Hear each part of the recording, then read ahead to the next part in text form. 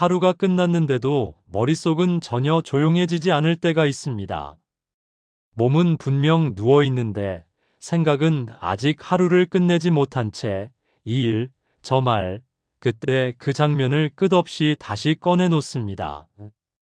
왜 그때 그렇게 말했을까? 내가 너무 예민했던 건 아닐까? 앞으로는 어떻게 해야 하지? 이 질문들은 답을 얻기 위해 떠오르는 것 같지만 이상하게도 생각하면 할수록 마음은 더 무거워집니다. 지금 이 영상을 누르신 분도 아마 비슷할 겁니다.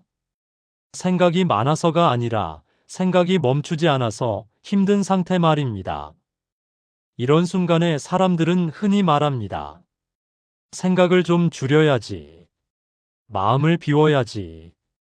하지만 이상합니다. 줄이려고 할수록 생각은 더 늘어나고 비우려고 애쓸수록 마음은 오히려 더 복잡해집니다. 그래서 우리는 스스로를 이렇게 몰아붙이게 됩니다. 나는 왜 이렇게 쓸데없는 생각이 많을까? 이 나이가 되어서도 왜 이 모양일까?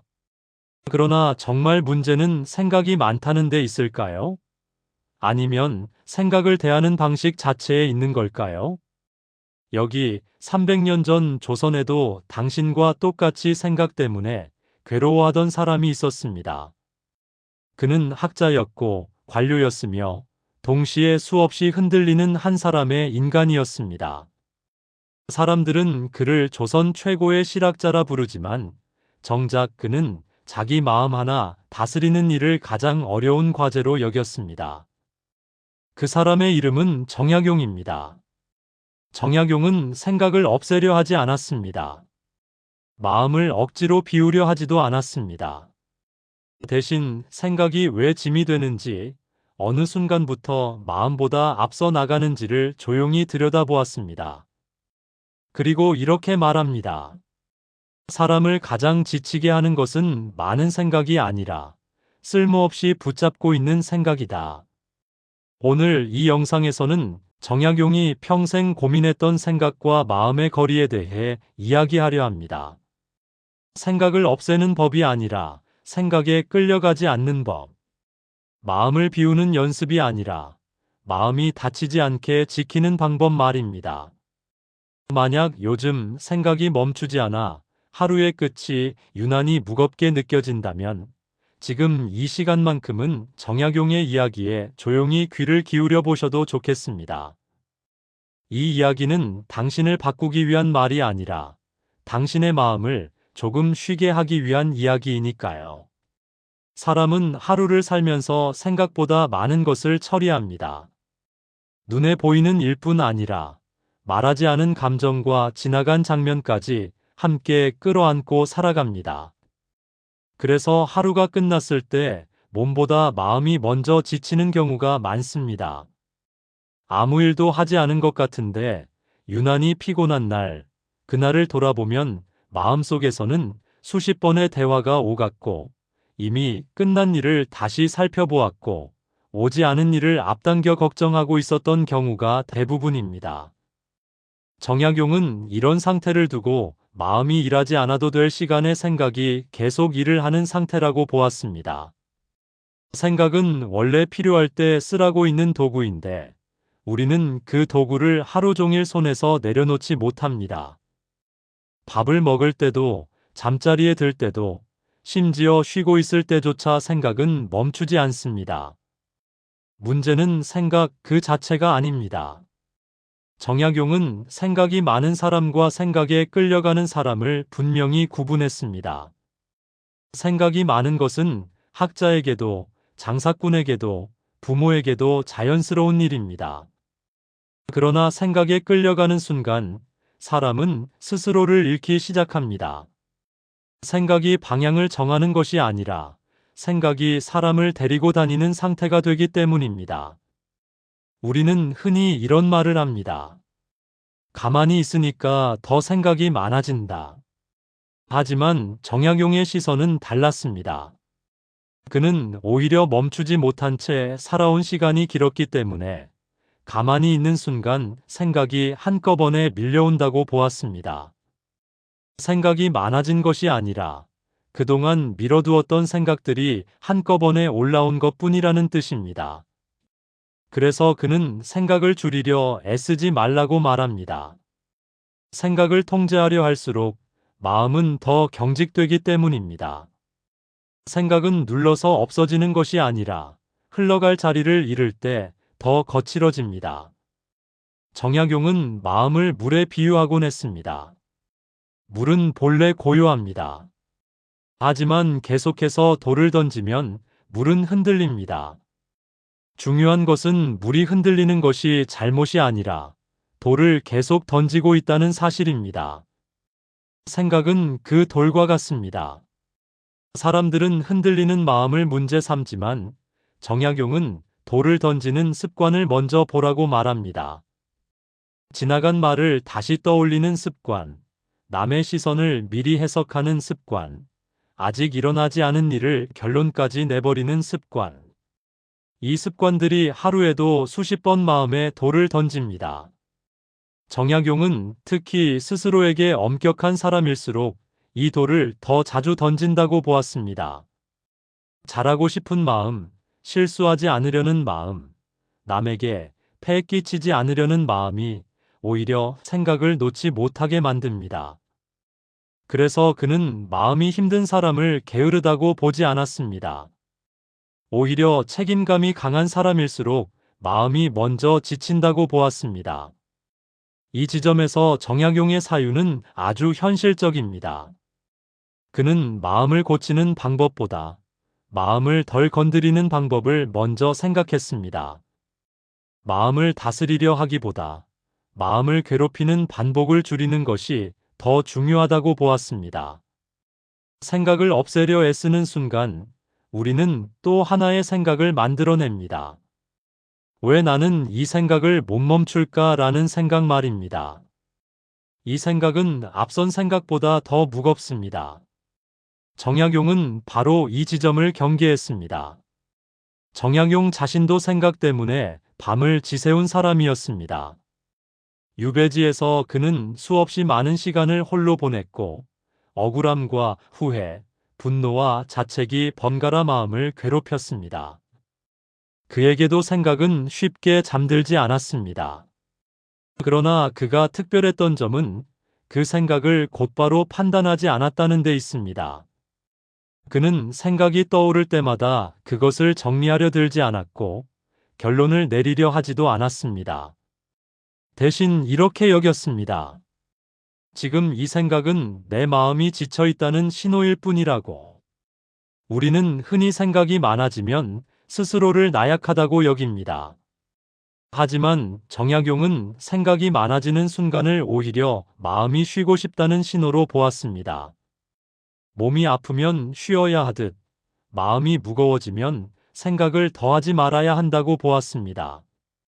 그는 글을 쓰다가도 생각이 흐트러지면 붓을 내려놓았습니다. 끝까지 밀어붙이지 않았습니다. 지금은 이 생각을 붙잡을 때가 아니라고 판단했기 때문입니다. 이 태도는 오늘을 사는 우리에게도 여전히 유효합니다. 생각을 끝내야만 잠들 수 있다고 믿는 순간 잠은 더 멀어집니다. 정약용은 생각이 정리되어야 마음이 편해지는 것이 아니라 마음이 편해져야 생각이 가라앉는다고 보았습니다. 정약용이 평생 경계한 마음의 습관 중 하나는 모든 생각에 의미를 부여하려는 태도였습니다. 우리는 생각이 떠오르면 반드시 이유를 찾고 원인을 분석하고 교훈을 얻어야 한다고 믿습니다. 하지만 그는 모든 생각이 의미를 요구하지 않는다고 말합니다. 지나가는 생각도 있습니다. 그저 피곤해서 떠오른 생각, 외로워서 스친 감정, 아무 이유 없이 올라온 기억. 이런 것들까지 붙잡고 설명하려 들면 마음은 점점 숨 쉴 틈을 잃습니다. 정약용은 마음을 방처럼 여겼습니다. 손님이 잠시 들르는 것은 괜찮지만 모든 손님을 붙잡고 이야기를 나누다 보면 방은 금세 어수선해집니다. 생각은 손님이지 주인이 아닙니다. 이 구분이 무너지면 사람은 생각 속에서 살게 됩니다. 현실이 아니라 머릿속 장면 속에서 하루를 보내게 됩니다. 정약용은 이를 가장 경계했습니다. 삶은 지금 여기에서 살아야 하는데 생각은 늘 과거 아니면 미래로 사람을 데려가기 때문입니다. 생각이 줄어드는 순간은 대단한 깨달음이 오는 순간이 아닙니다. 오히려 아무것도 하지 않을 때, 아무 결론도 내리지 않을 때 생각은 자연스럽게 가라앉습니다. 정약용은 이런 순간을 억지로 만들지 않았습니다. 기다렸습니다. 그는 마음이 복잡할수록 자연을 바라보았습니다. 물 흐르는 소리, 바람에 흔들리는 나뭇가지, 해가 지는 모습, 이런 것들은 생각을 정리해주지 않습니다. 다만 생각이 지나갈 자리를 만들어줍니다. 우리는 종종 마음이 복잡할 때 더 많은 말을 듣고 더 많은 조언을 찾습니다.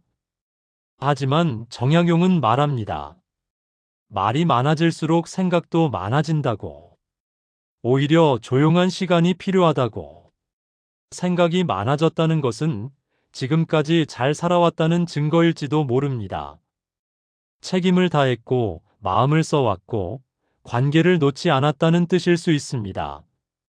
그러니 그 생각을 부끄러워할 필요는 없습니다. 그래서 정약용이 우리에게 남기는 태도는 분명합니다. 생각을 없애려 하지 말고 생각에 휘둘리지 않으려 애쓰지 말고 생각을 생각으로만 두라는 것입니다. 지금 이 순간에도 생각은 떠오를 겁니다. 이 영상을 다 듣고 나서도 다시 일상으로 돌아가면 생각은 다시 고개를 들 것입니다. 괜찮습니다. 그 생각을 쫓아가지 않아도 됩니다. 정약용은 마음을 고치는 사람이 아니라 마음을 다치게 하지 않는 사람이 되라고 말합니다. 오늘 하루 생각을 하나라도 덜 붙잡았다면 그것으로 충분합니다. 하루를 마무리하는 이 시간에도 아마 당신의 마음속에서는 생각이 완전히 멈추지 않았을 겁니다. 이 영상을 들으며 잠시 고개를 끄덕였던 순간이 있었을 수도 있고 내 이야기 같다고 느낀 대목도 있었을 겁니다. 그러다 다시 다른 생각이 스며들었을지도 모릅니다. 괜찮습니다. 그것은 잘못도 아니고 고쳐야 할 결함도 아닙니다. 정약용이 평생 바라보았던 인간의 마음은 아주 솔직했습니다. 그는 마음을 완벽하게 다스릴 수 있다고 믿지 않았고 생각을 없앨 수 있다고 말하지도 않았습니다. 다만 생각에 끌려다니지 않고도 살아갈 수 있다는 가능성을 보여주었습니다. 마음을 억지로 비우지 않아도 생각을 모두 정리하지 않아도 우리는 조금 덜 괴롭게 살아갈 수 있다는 사실 말입니다. 오늘 이 이야기를 통해 생각이 많아진 자신을 탓하지 않게 되었으면 합니다. 오히려 그 생각들 뒤에 숨어있는 당신의 성실함과 책임감, 그리고 살아오며 쌓아온 시간들을 조용히 인정해 주었으면 합니다. 생각이 많다는 것은 그만큼 마음을 써왔다는 증거이기도 하니까요. 혹시 오늘 밤에도 생각이 쉽게 가라앉지 않는다면 굳이 이겨내려 하지 않아도 됩니다. 아, 오늘은 이만큼 생각했구나 하고 인정하는 것만으로도 마음은 조금 느슨해집니다. 정약용이 말한 평온은 애써 얻어내는 상태가 아니라 이렇게 스스로를 놓아주는 순간에 가까웠습니다. 마음이 흔들릴수록 우리는 더 애써 붙잡으려 합니다. 그러나 정약용은 지켜야 할 것은 감정이 아니라 마음의 방향이라고 말했습니다. 오늘 이 말이 사람과 관계 속에서 잠시 멈춰 서게 만들었다면 이미 충분한 시작입니다. 이런 조용한 지혜를 앞으로도 함께 나누고 싶다면 구독으로 곁에 남아주세요.